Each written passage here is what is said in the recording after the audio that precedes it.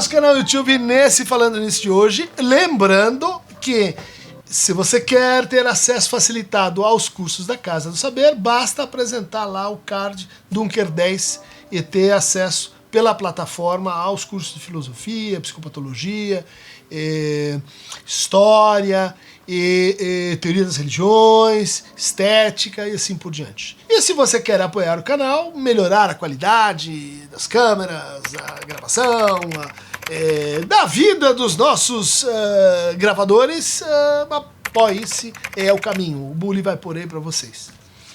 Nossa pergunta de hoje vem de Reinaldo Moreira. Professor, o que acha do analisante que estuda psicologia e psicanálise? Em que medida isso ajuda ou prejudica o processo analítico? Ótima e simpática questão.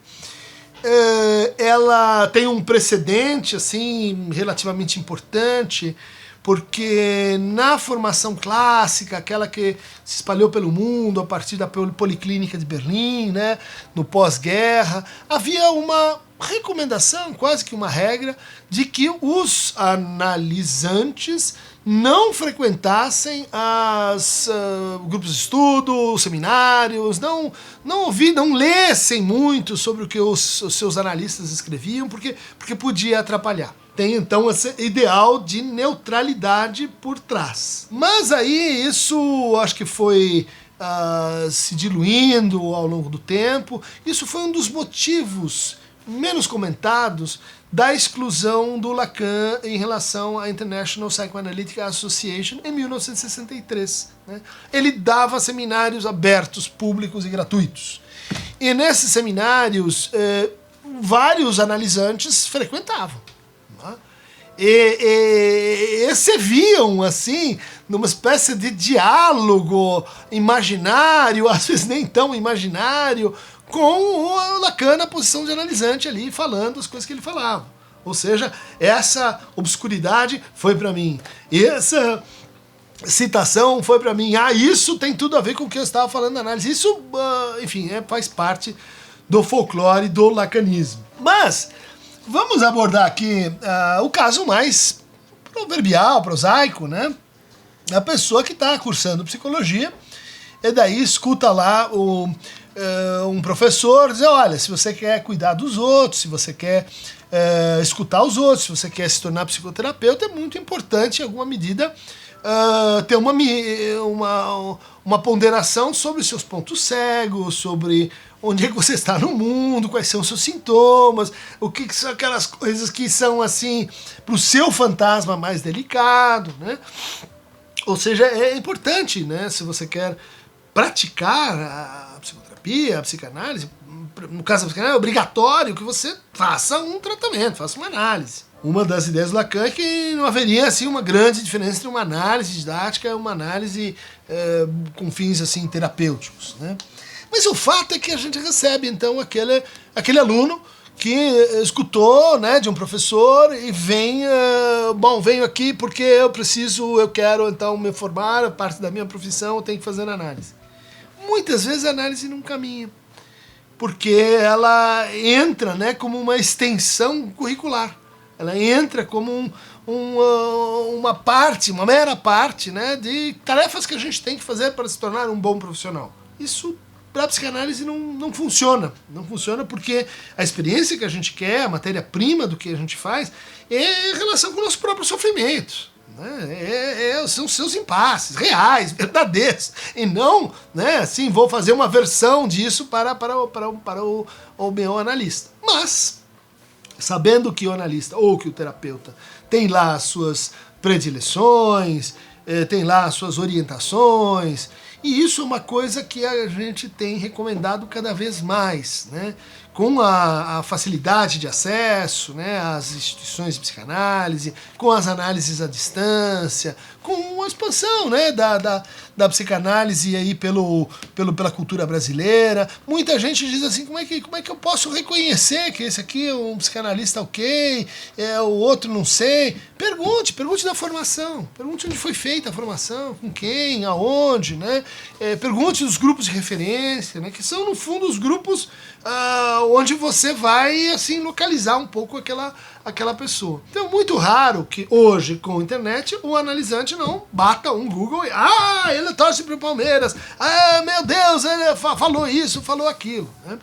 O que interfere, mas como dizia o Freud, em geral, é mais areia para o moinho da transferência. Ou seja, aquilo vai ser captado, aquele aspecto vai ser mais valorizado, aquele outro vai ser silenciado em função da transferência, em função do momento do tratamento, inclusive, né?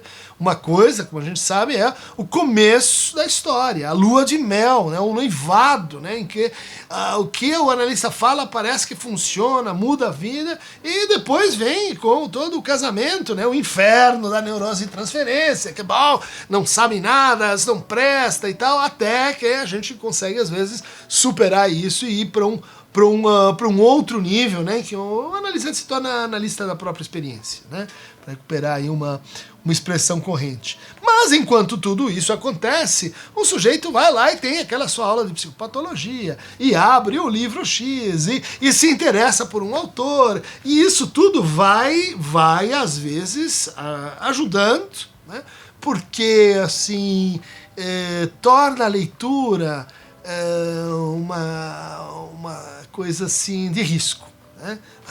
Mas olha só, isso aqui sou eu, naquele lá também sou eu preciso levar isso aqui para a minha análise. Ou seja, vai proliferando perguntas, vai ajudando, né, a que a formação, no sentido mais geral, dos estudos, das supervisões, dos analisantes ou pacientes que aquele paciente conduz, né, nos seus tratamentos, os tratamentos que ele conduz, né, vão se tornando parte dessa mistura, bagunça, e em geral não adianta lutar muito contra isso, mas do lado de cá, né, a gente não favorece.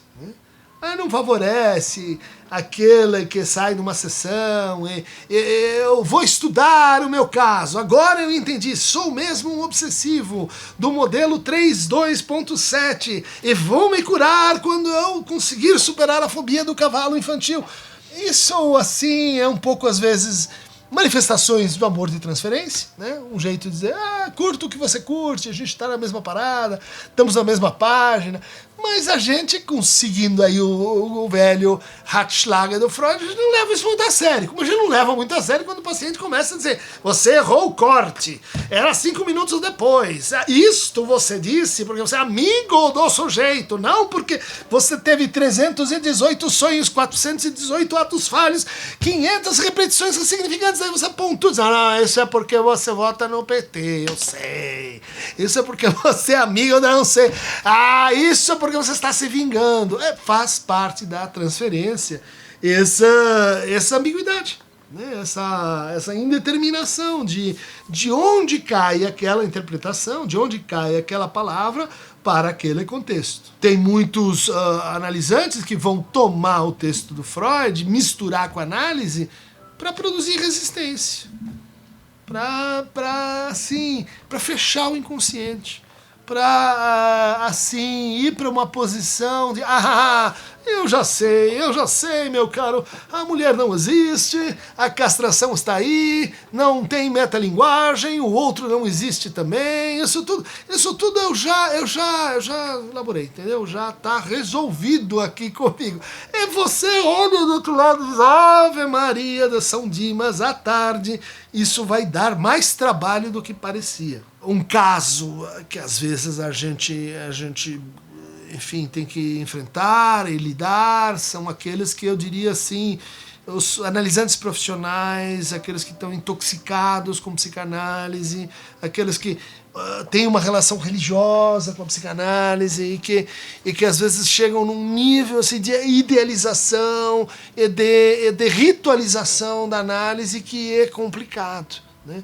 Então, nesses casos, você tem, assim, às vezes uma tarefa longa, né? Para, assim, Freud disse isso, Lacan disse aquilo, mas o importante é que o que você pensa, o que você acha, né? Quer dizer, quais são as suas questões, postas no seu tempo, no seu léxico, no seu vocabulário, né, no seu estilo, né, porque isso especialmente com aqueles que estão assim na psicologia ou na formação em psicanálise, e aí sim a gente tem assim o que é essa conversa no começo, né, de tratamento, o que é essa conversa no interior de uma neurose de transferência aguda, e o que é essa conversa mais para o final de análise.